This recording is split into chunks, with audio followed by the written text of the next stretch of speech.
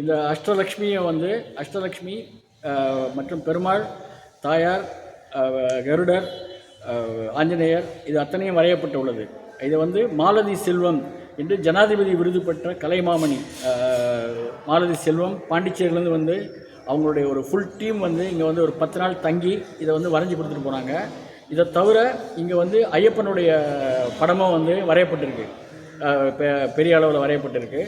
அது தவிர இங்கே வந்து பழைய கோயிலில் வந்து சப்த மாளிகா என்று சொல்லப்படும் 7 கன்னிகைகள், சப்த கன்னிகைகள் வந்து கோவில் உள்ளே இருந்தது.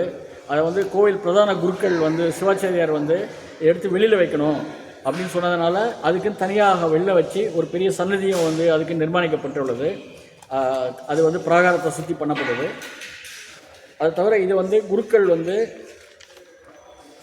கார்த்திகேய சிவாச்சாரியார் என்பவர் வந்து அவர் வந்து சோமநாத சுவாமி திருக்கோயில் அர்ச்சகர் பண்டுட்டி அவருடைய தலைமையில் வந்து இந்த யாகசாலை வந்து சிவாச்சாரியார் 25 பேர் கொண்ட யாகசாலையில் வந்து அவருடைய தலைமையில் வந்து சர்வசாதகம் நடக்குது.